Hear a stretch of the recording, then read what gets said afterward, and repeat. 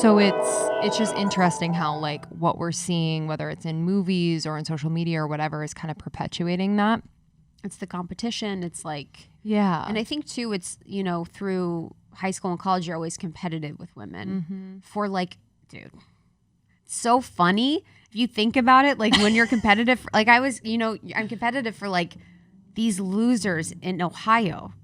Do you know these total doofuses? Dude, this kid, Doofs. Drew Meskin. I would have just put my whole life. Like literally, I'm like, dude. One time we were in high school. I was with a friend. She was like my close friend at the time. We went to go see my boyfriend, Sebastian, and good old Seb. And Sebastian had a friend. I forget what his name was.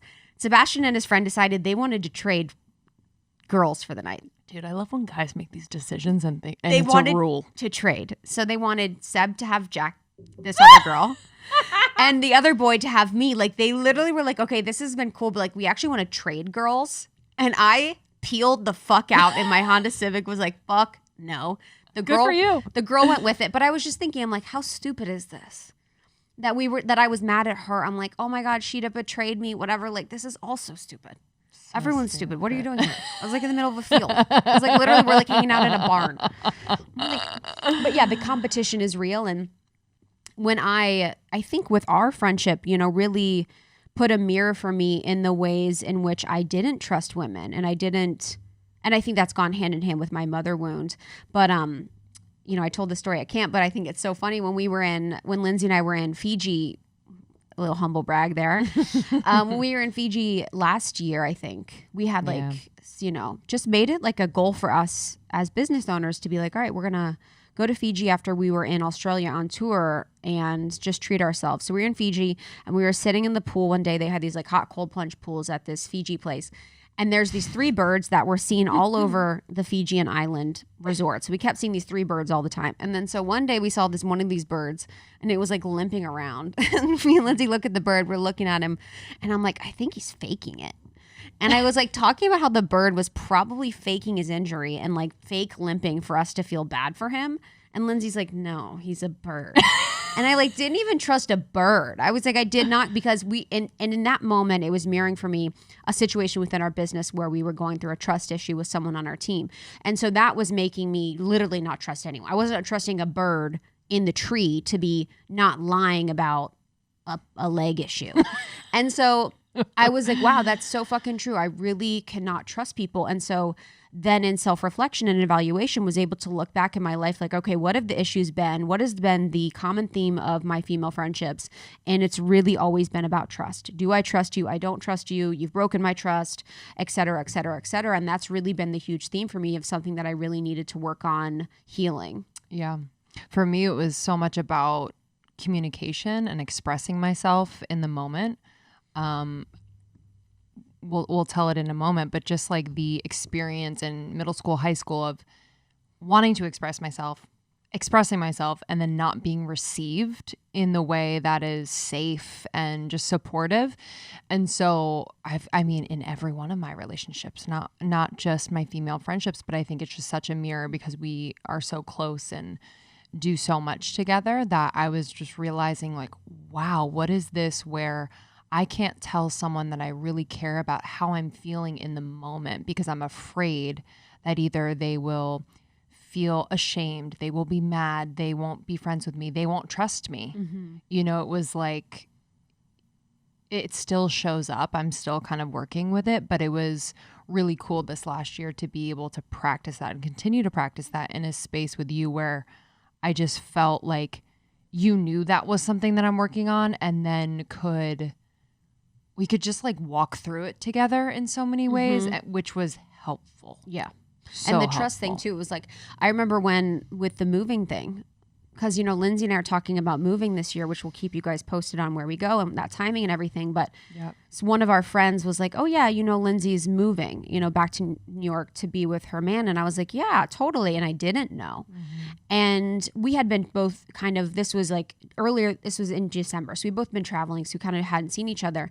And I didn't know. And I was like, damn, I can't believe that she did that. Like, why would she not tell me? Blah, blah, blah. And so I just brought it up to you. And it's like, my issue is not trusting you, and then yours is not the communication, you know? So it's like both of our, but it's, so the awareness of our issues is like, oh, this is the issue in plain sight.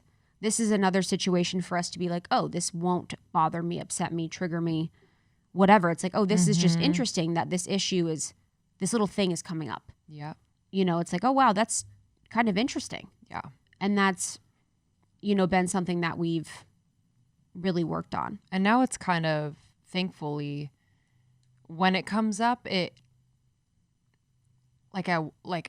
fun to work on it. Yeah. It sounds weird, but it's just like cool. Like we have so much awareness around it where it's like, yeah, okay, let me like do that over. You know, it's very much like engaged in the betterment of these relationships, these dynamics, and what we're working on. It's not so much this like shame cycle and then we fix it. There's very little shame, which feels so much better. Yeah.